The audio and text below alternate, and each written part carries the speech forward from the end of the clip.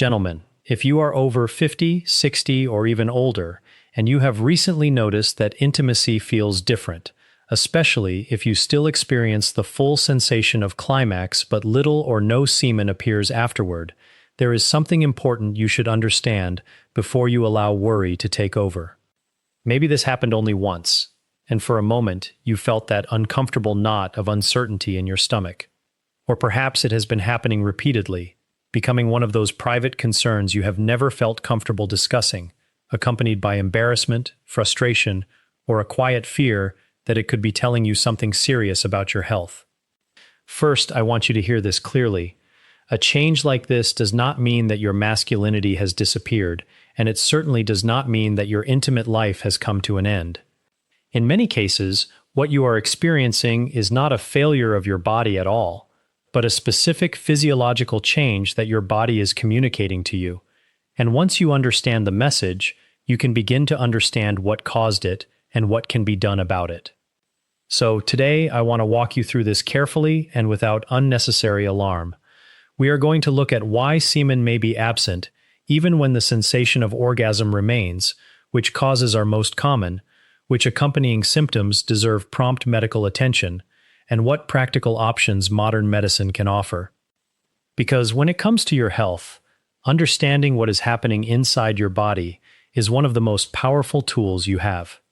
Before we discuss why semen may sometimes be absent, it helps to understand what normally happens during ejaculation.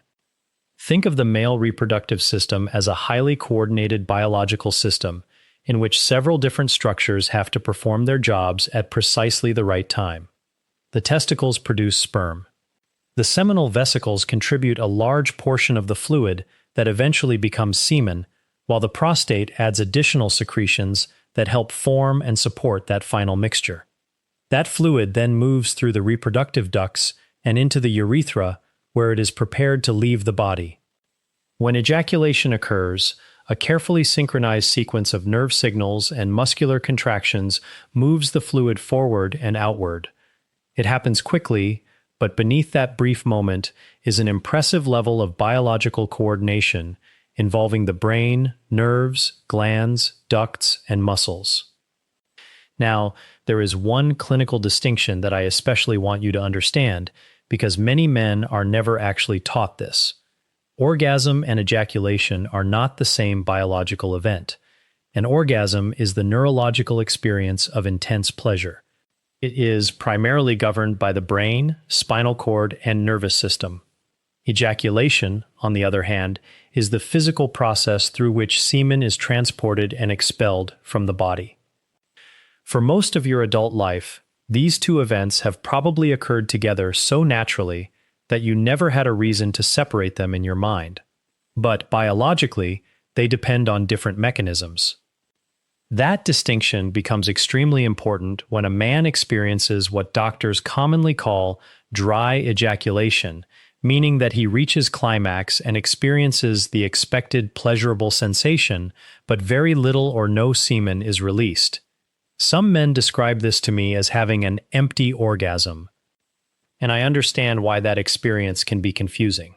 For decades, you may have associated climax with the physical presence of semen, so when that expected part suddenly changes, the mind naturally begins asking questions. Is something damaged? Is this a sign of aging? Does it mean testosterone is too low? Could it affect fertility or sexual function?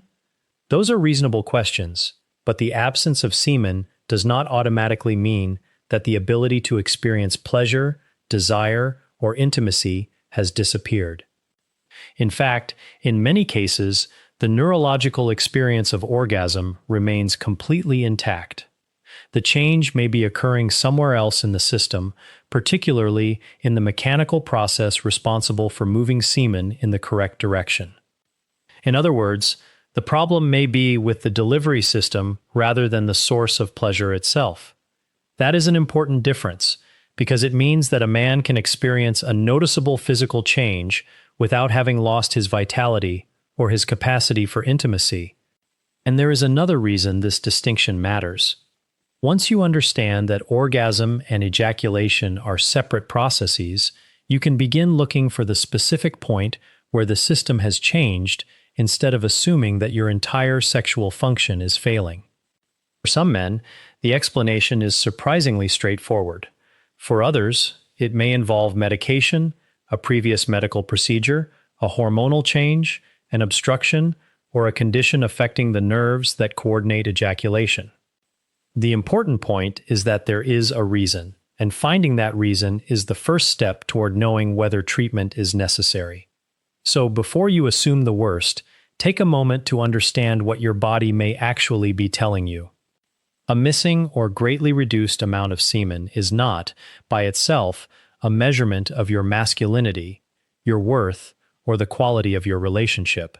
It is a physical observation, and physical observations deserve a medical explanation rather than fear or shame. And once we understand the difference between the sensation of orgasm and the mechanical act of ejaculation, the possible causes become much easier to understand. One of the most common explanations is something called retrograde ejaculation. To understand this, imagine a small muscular gate located near the opening of the bladder. During normal ejaculation, that gate contracts at precisely the right moment, closing off the entrance to the bladder so that semen is directed forward through the urethra and out of the body. You can think of it as a one-way traffic system. The reproductive fluid has been produced normally, the muscles are contracting, the nerves are sending their signals, and the sensation of orgasm is still present, but the direction of the fluid has changed. Instead of moving forward and leaving the body, some or all of the semen travels backward into the bladder. This is why a man can experience what feels like a completely normal climax while seeing very little or no semen afterward. The neurological experience remains intact because the brain and nerves responsible for the pleasurable sensation can still be functioning normally. The mechanical pathway, however, is behaving differently. There is a simple observation that may provide an important clue. If your urine appears noticeably cloudier than usual immediately after sexual activity, it can sometimes indicate that semen has entered the bladder and later mixed with the urine. That finding does not prove the diagnosis by itself, but it can be a useful clinical clue because it suggests that semen may still be produced normally and that the primary issue is where the fluid is going. This is an important distinction because many men immediately assume that the body has stopped producing semen altogether. In retrograde ejaculation, that may not be the case. The production system can still be working while the direction of flow has changed. So why does this happen? One important cause is previous surgery involving the prostate or bladder. Procedures performed to treat prostate enlargement or other urinary problems can sometimes affect the nerves or muscles responsible for controlling that small muscular gate. These procedures may be medically necessary and can be very successful in treating the original problem, but changes in ejaculation can sometimes occur as an unintended consequence. Certain medications can also contribute.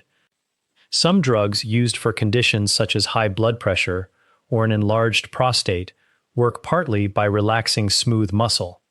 That action can be beneficial for improving urinary flow or controlling blood pressure, but in some men, the same muscle-relaxing effect can interfere with the normal closing mechanism that directs semen forward.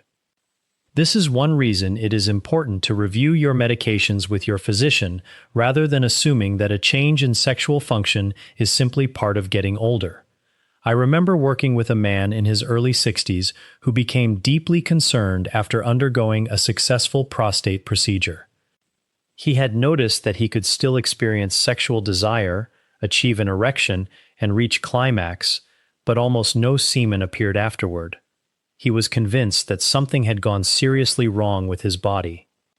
But once we explained the underlying mechanism and showed him that this could be a mechanical change rather than a loss of sexual function, his entire perspective shifted. It was similar to changing the direction of traffic rather than destroying the road itself. His pleasure pathways were still working. His desire was still present. His ability to have an erection was still there. The major change was simply the direction in which the fluid was being transported. The relief that followed was immediate. And this is something I want every man listening to understand. Accurate information can change the emotional experience of a physical symptom. When something is mysterious, the mind often fills the empty space with the worst possible explanation. But when you understand the mechanism, fear can become a question, and a question can become a diagnosis, and a diagnosis can lead to a practical plan. The second major possibility is a physical obstruction somewhere along the pathway that carries semen out of the reproductive system. This is a very different mechanism from retrograde ejaculation. In this situation, the glands may still be producing fluid, but the pathway that should transport that fluid has become narrowed or blocked. Think of the seminal ducts as very small delivery pipes. The glands can continue manufacturing the fluid, but if the pathway is partially or completely obstructed, the fluid cannot reach its normal destination efficiently. As a result, the amount that comes out can become dramatically reduced or may disappear almost entirely, even though the sensation of climax remains. There are several possible reasons these ducts can become obstructed. Scar tissue from previous infections can sometimes interfere with normal flow. A history of significant or inadequately treated inflammation of the prostate, known as prostatitis, can contribute to changes in the surrounding tissues and ducts. In some cases, tiny calcified deposits can develop within these structures and interfere with the passage of fluid. These deposits are not necessarily dangerous by themselves, but they can disrupt the mechanics of ejaculation. The symptoms can be subtle, which is one reason some men overlook them. A man may notice a mild new discomfort in the pelvic region during climax. Another man may recognize, only after looking back over several months, that the amount of semen has gradually become smaller and thicker. Unlike retrograde ejaculation, which can sometimes appear more suddenly after a procedure or medication change, an obstruction may develop slowly. You may notice a gradual decline rather than one obvious moment when everything changed. But there is encouraging news here as well. Many causes of obstruction are manageable once the underlying problem has been identified. If inflammation is contributing to the blockage, appropriate medical treatment may help reduce it and improve function. When a physical obstruction is confirmed and requires intervention, minimally invasive procedures may sometimes be used to address the problem and improve the flow of fluid. The important message is that a reduced or absent ejaculatory fluid does not automatically mean that the situation is permanent. The body may still be producing what it needs, while a problem farther down the pathway is preventing normal delivery. That is why identifying the location and mechanism of the problem matters so much. And then we come to another major area that deserves careful attention, particularly as men move through their 50s, 60s, and beyond: hormones. Testosterone is often discussed only in relation to libido, muscle strength, or erections, but its biological role is much broader than that. It contributes to the normal function of the male reproductive system and supports the tissues involved in sexual and reproductive activity. The prostate and seminal vesicles are part of that system, and significant hormonal changes can affect how efficiently those structures function. When testosterone becomes substantially lower than what is healthy for an individual man, several aspects of sexual function can gradually change. For some men, one of the early observations may be a reduction in the amount of ejaculatory fluid. But hormonal deficiency rarely limits itself to one symptom. As the deficiency becomes more significant, libido may decline, erections may become less firm, and the experience of climax may become less intense or satisfying. At the same time, changes can appear throughout the body. You may begin to experience persistent fatigue, changes in mood, reduced emotional resilience, or a gradual loss of lean muscle mass. These symptoms are often dismissed because men naturally expect some changes with age. But aging and hormone deficiency are not the same thing. Growing older is a normal biological process. A clinically significant hormonal deficiency is a medical condition that can be evaluated and, in appropriate cases, treated. This is why simply accepting every new symptom as just getting older can sometimes prevent a man from receiving useful medical care. A straightforward blood test can help determine whether testosterone levels are lower than the appropriate healthy range, although diagnosis should always consider symptoms, repeated measurements when necessary, and the broader clinical picture. If a genuine deficiency is confirmed, a physician can discuss appropriate treatment options and carefully monitor the response. For some men, treating an underlying hormonal problem may improve more than one aspect of health and sexual function. Energy, desire, mood, and overall quality of life can sometimes improve when the underlying problem is properly addressed, but this is not something to diagnose or treat based on symptoms alone. Testosterone therapy is not automatically appropriate for every man with low energy or reduced sexual function. The cause needs to be established, potential risks need to be considered, and treatment should be medically supervised. The larger lesson is simple. If your sexual function has changed, do not immediately assume that the change is permanent, and do not automatically blame age. There may be a specific physiological reason that can be identified, and once that reason is understood, you can make decisions based on evidence rather than fear. At the same time, I want to be very clear about something else. Most cases of reduced or absent semen have manageable explanations, but there are situations in which additional symptoms should never be ignored. Your body gives you information through patterns, and when certain warning signs appear alongside a change in ejaculation, that information deserves prompt medical attention. If the change happens suddenly, without an obvious explanation, particularly if it occurs together with pain, blood in the urine or semen, fever, or a new loss of sensation around the genital region, you should not simply wait and hope that it disappears. Those symptoms warrant a proper medical evaluation. The goal is not to frighten you. The goal is to make sure that an important problem is not overlooked simply because the symptom feels embarrassing to discuss. Certain neurological conditions can interfere with the nerve signals required for normal ejaculation. Parkinson's disease is one example, while long-standing diabetes can damage peripheral and autonomic nerves when blood sugar remains poorly controlled over time. Because ejaculation depends on coordinated communication between the nervous system and the reproductive organs, damage to those pathways can affect the normal sequence. In uncommon situations, serious urological conditions, including certain cancers, may also produce changes in sexual or urinary function. That is why persistent or unexplained changes deserve professional assessment rather than online speculation.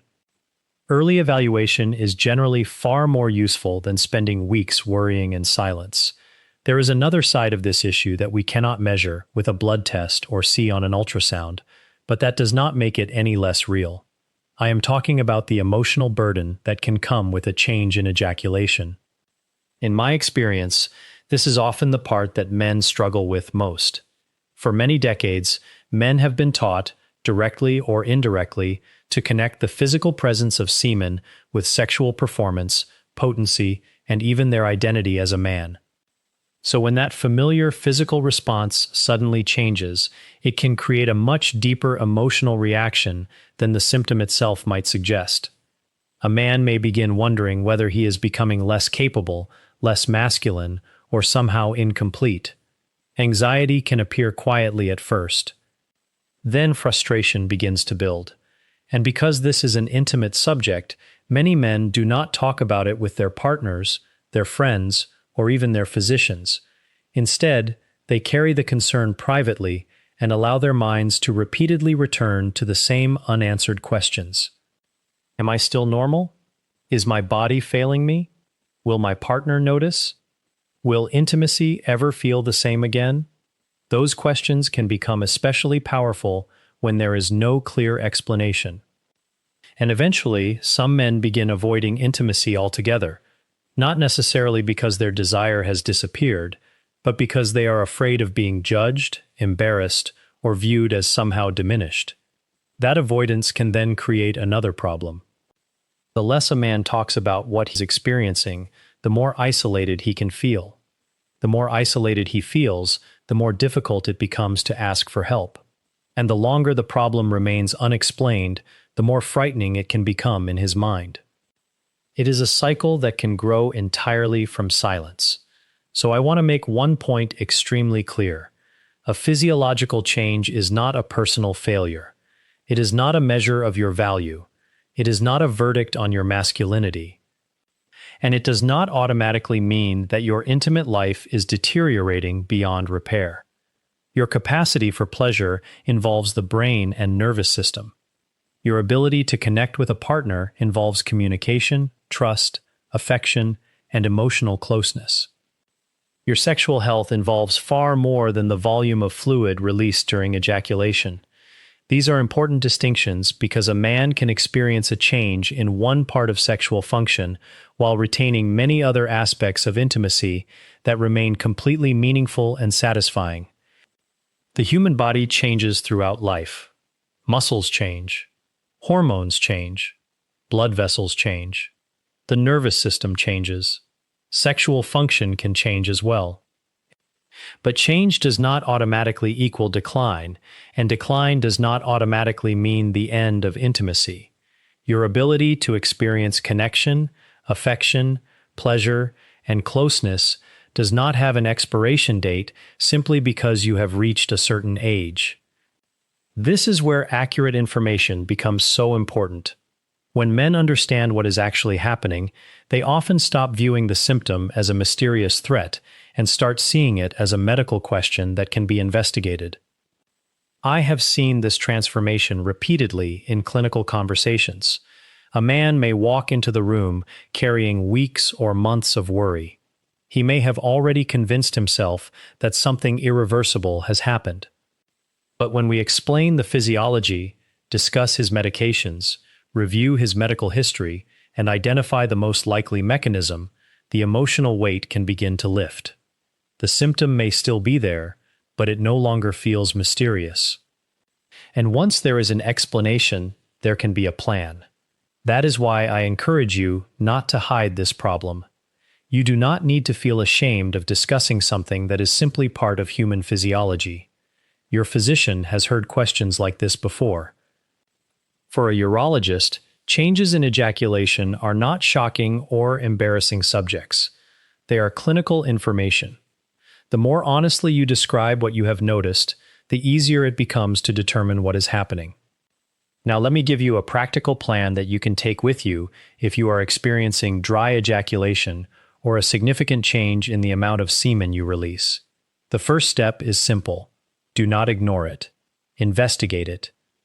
Whether the change appeared suddenly or developed gradually, persistent dry ejaculation deserves a proper medical conversation, especially if it is new for you. The evaluation does not necessarily begin with complicated procedures. A physician will usually start by asking detailed questions about when the change began, whether it happens every time, whether you still experience normal sexual desire and erections, whether there is pain, and whether anything changed around the same time, such as a medication, surgery, infection, or new medical condition. Your medical history can provide an enormous amount of information. A focused physical examination may then help narrow down the possibilities. Depending on your symptoms and history, your physician may recommend blood tests, including hormone measurements, or a urine analysis. In certain situations, additional testing may be appropriate. The exact evaluation depends on the individual man rather than following one identical checklist for everyone. And this is important because the uncertainty itself can sometimes be more stressful than the diagnosis.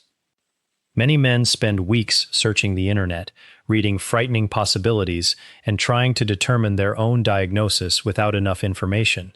That usually increases anxiety rather than reducing it.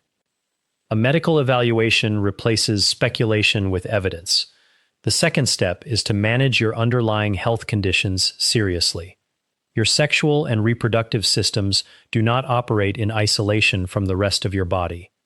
Conditions such as type 2 diabetes, high blood pressure, and abnormal cholesterol levels can affect blood vessels and nerves, and those systems are deeply involved in normal sexual function. When blood vessels become unhealthy, circulation can be affected.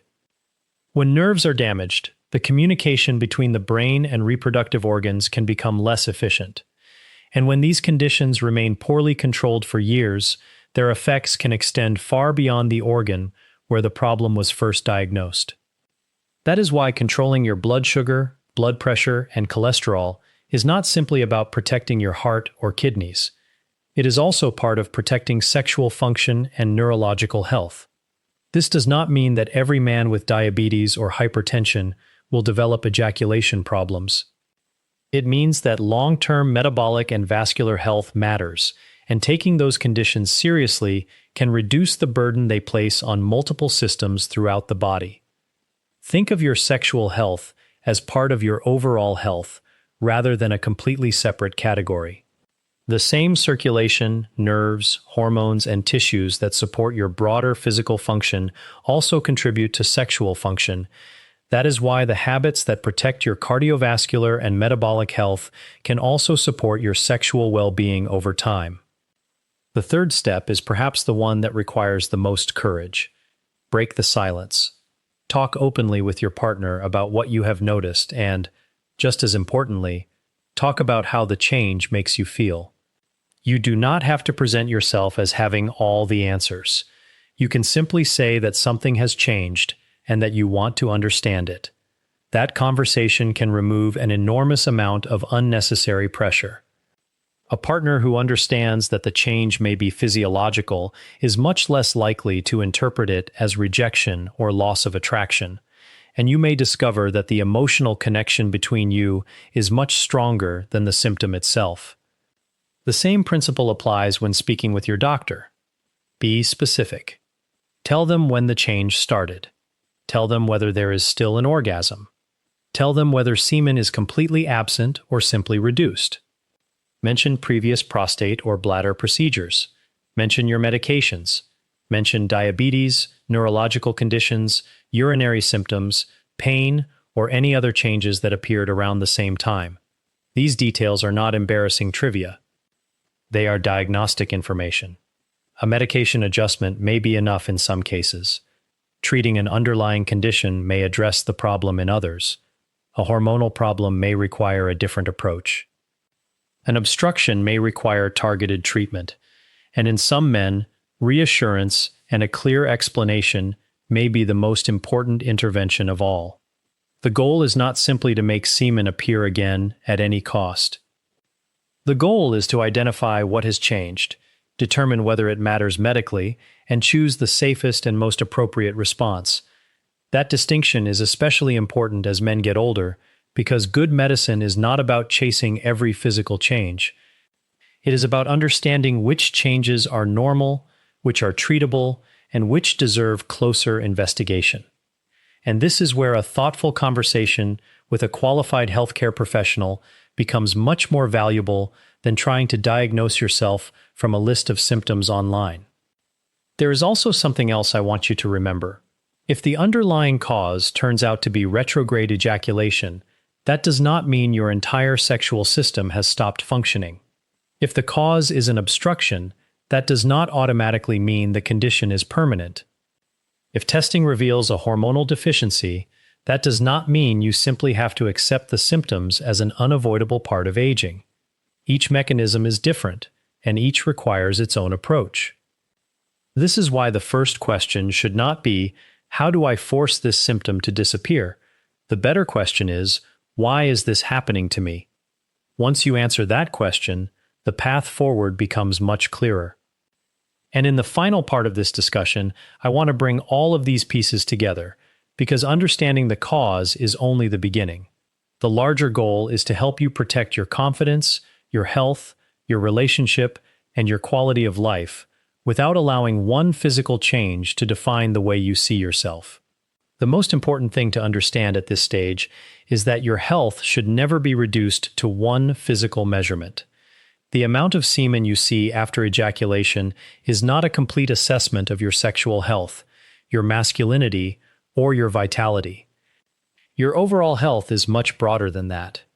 It includes the condition of your blood vessels, the health of your nervous system, your hormone balance, your physical strength, your emotional well-being, and your ability to maintain meaningful relationships. So if you experience dry ejaculation, the goal should not be to panic about what you have lost. The goal should be to understand what has changed and why. That shift in perspective can make an enormous difference. If the cause is retrograde ejaculation, for example, the semen may be traveling backward into the bladder rather than being expelled outward. If the cause is a duct obstruction, the glands may still be producing fluid, while a physical blockage prevents normal delivery. And if the cause is a hormonal problem, the reproductive tissues may not be receiving the hormonal support they need for optimal function. These are very different biological mechanisms, even though they can produce a similar experience for the man noticing the change. That is why treatment should never be based simply on the symptom itself. The underlying mechanism matters. A physician needs to understand the whole picture before recommending a solution. This is particularly important when medications may be involved. Many medications are prescribed for very good reasons, and you should never stop a medication on your own simply because you notice a change in ejaculation. Instead, tell your doctor what you are experiencing. Sometimes, there may be an alternative medication or a dose adjustment that can be considered, depending on your medical needs. In other cases, changing the medication may not be appropriate at all, and the safest approach may be to manage the symptom rather than alter an effective treatment. This is why individualized medical guidance matters. The same symptom can have completely different causes in two different men. A man who recently underwent prostate surgery may have a very different explanation from a man who has gradually developed symptoms while taking a medication for urinary problems. And a man with diabetes and neurological symptoms may require a completely different evaluation again. The body gives us clues, but those clues have to be interpreted in context. This is also why I want to challenge one common assumption among older men.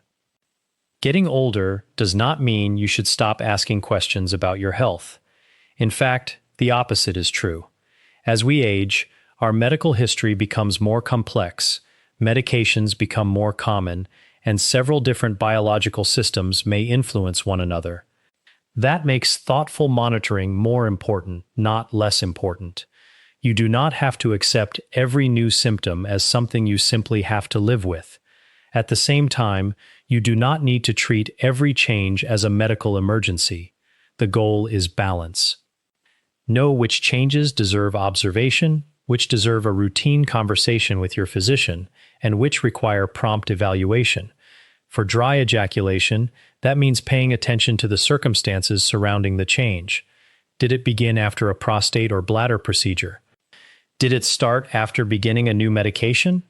Has it developed gradually over months? Are there changes in libido or erection quality?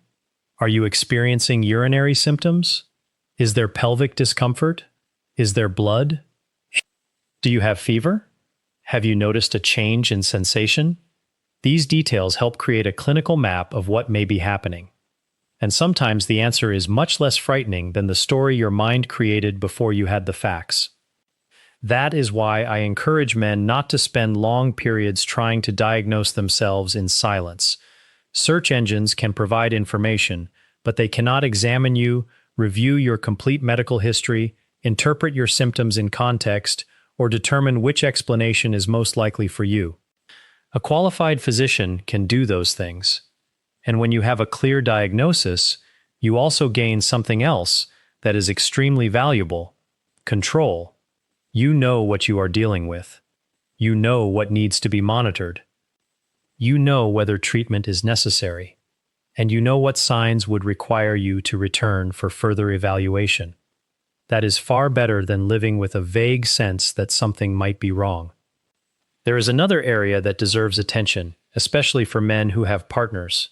Intimacy should not become a test that you feel you must pass every time.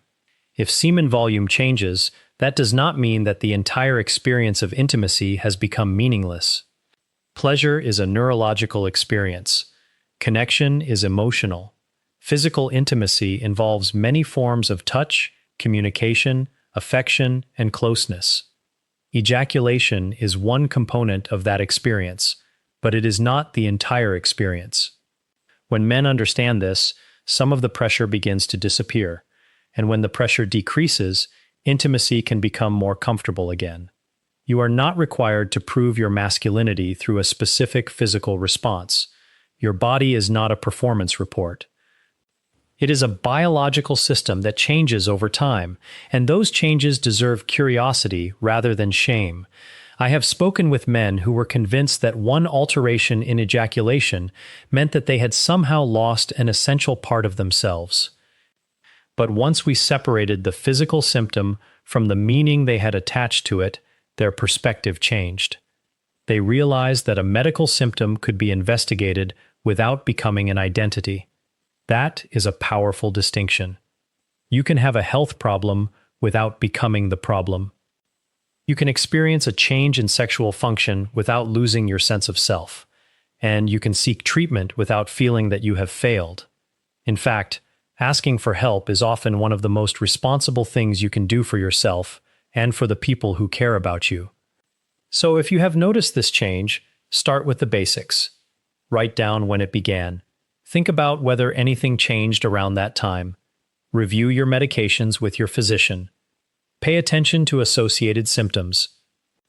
And most importantly, arrange an appropriate medical evaluation if the change is persistent, unexplained, or concerning to you. Do not wait until anxiety becomes the dominant part of the experience. The earlier you understand what is happening, the sooner you can decide what, if anything, needs to be done. And remember that treatment does not always mean a complicated procedure or long-term medication. Sometimes the solution is simply understanding that a previous procedure changed the mechanics of ejaculation. Sometimes a medication needs to be reviewed. Sometimes an underlying medical condition needs better control. Sometimes an obstruction requires targeted treatment. And sometimes a hormonal issue needs to be evaluated and managed appropriately. The right solution depends on the cause. That is why there is no single remedy that should be promoted for every man experiencing dry ejaculation. Be cautious of anyone who tells you that one supplement, one food, one exercise, or one product can universally restore ejaculation. Human biology is more complicated than that. A healthy lifestyle can certainly support cardiovascular, metabolic, and hormonal health, but it cannot replace a proper evaluation when a new symptom has appeared. Your first investment should be understanding the problem. Then, if treatment is necessary, choose an evidence-based approach with a qualified professional. This is especially important when hormones or medications are involved. Trying to manipulate testosterone without confirming a deficiency can expose you to unnecessary risks, and stopping prescription medications without medical guidance can create problems that are much more serious than the original symptom. Good medicine is not about doing the most. It is about doing what is appropriate for the individual person. And that principle becomes even more important as we move through later decades of life. You deserve care that considers the whole person rather than focusing on one isolated symptom. Your sexual health is connected to your cardiovascular health, metabolic health, neurological health, mental health, and relationship well-being. That is why a change in ejaculation can sometimes become an opportunity to look more closely at your overall health. A conversation about sexual function may reveal that blood sugar has been poorly controlled, that a medication needs review, that blood pressure needs better management, or that another symptom deserves attention. In that sense, paying attention to your sexual health can sometimes provide valuable information about the rest of your body. And this brings us to the central message I want you to remember. If you experience climax without the expected release of semen, do not immediately interpret it as evidence that your body has failed you. Instead, recognize it as a symptom with several possible explanations. Some are mechanical, some are medication-related, some are obstructive, Some are hormonal. Some can involve the nervous system, and in a smaller number of cases, the symptom may be connected with a more serious condition that deserves prompt evaluation. Your job is not to determine which category you belong to by yourself. Your job is to notice the change, pay attention to accompanying symptoms, and give your healthcare professional enough information to investigate it properly. That is how uncertainty becomes understanding. And understanding is where effective medical care begins. So, let me bring everything together for you, gentlemen. If you are experiencing an orgasm, but little or no semen is being released, remember that this does not automatically mean that your sexual health has ended, that your masculinity has diminished, or that something catastrophic has happened inside your body. It is a physiological change that deserves to be understood. The most important step is identifying the mechanism behind it.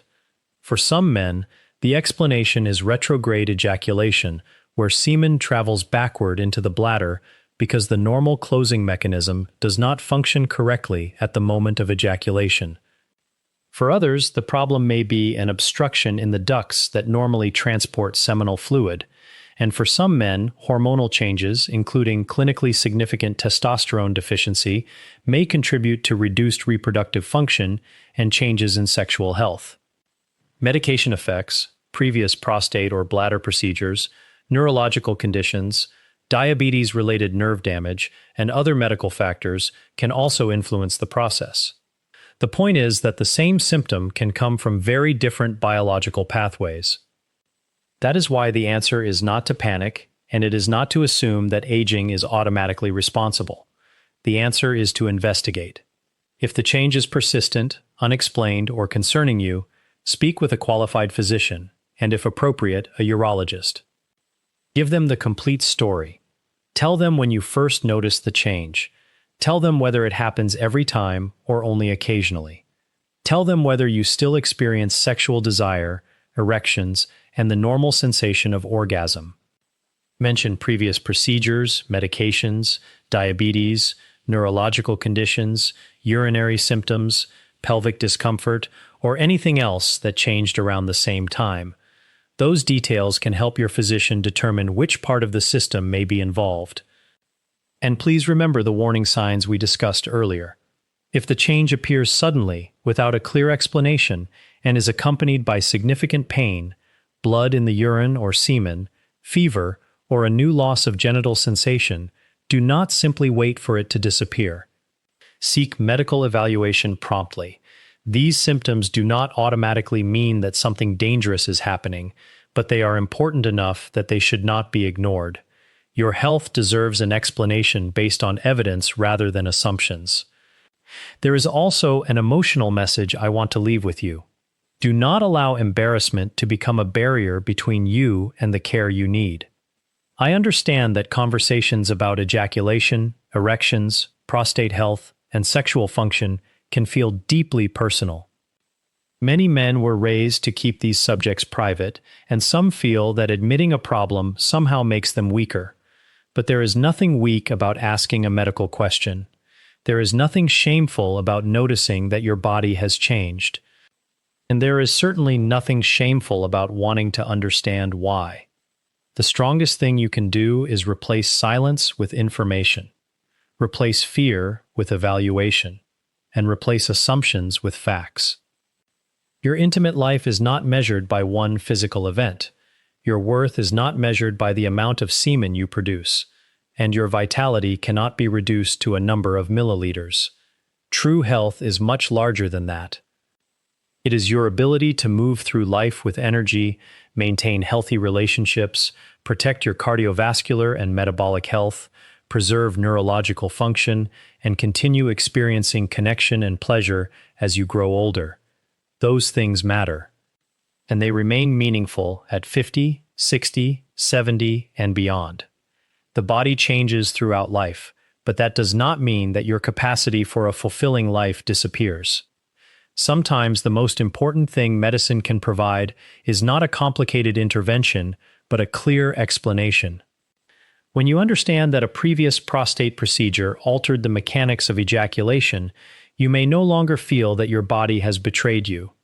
When you discover that a medication is influencing the process, you can discuss the options with your physician. When a hormonal deficiency is confirmed, you can determine whether treatment is appropriate. When an obstruction is identified, you can learn whether it can be managed.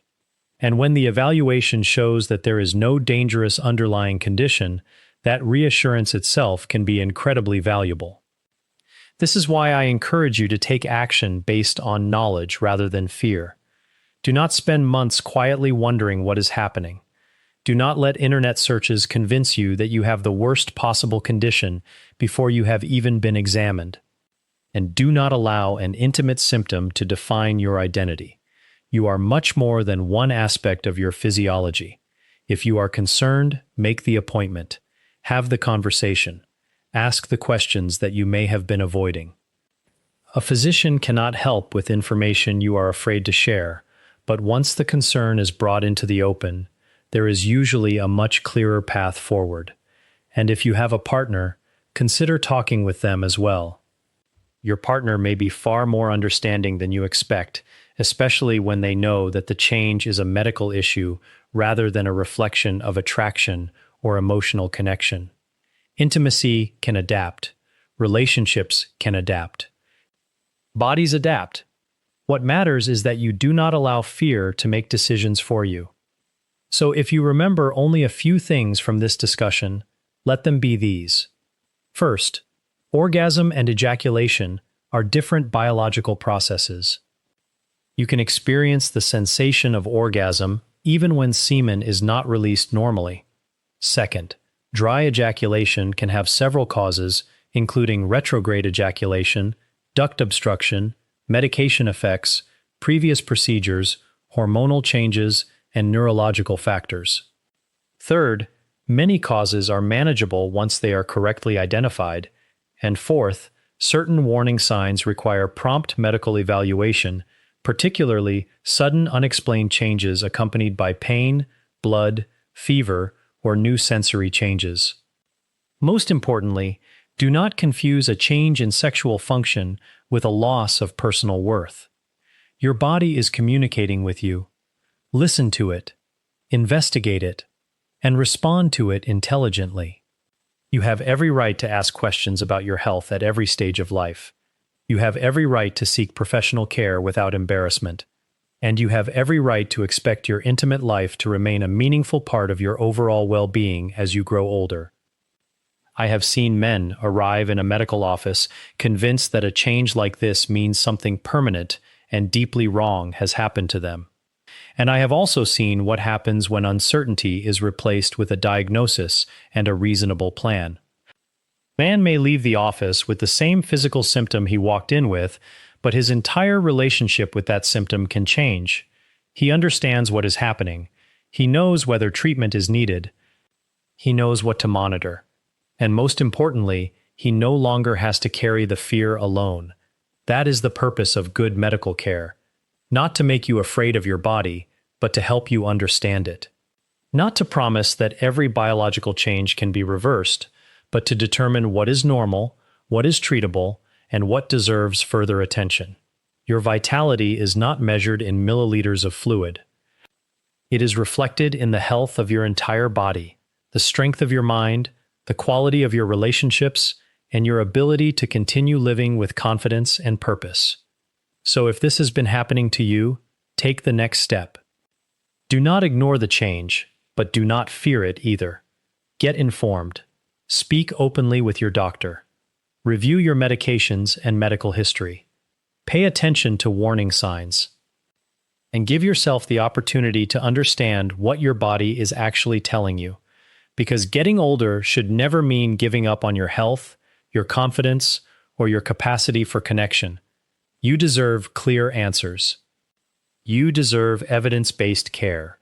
And you deserve to live well at every stage of life. If this information helped you understand something about your body that you had never been able to explain, share this video with another man who may be quietly experiencing the same concern. Sometimes, one accurate conversation can prevent months or even years of unnecessary fear. And remember, taking your health seriously is not a sign of weakness. It is one of the clearest signs that you value the life you have worked so hard to build.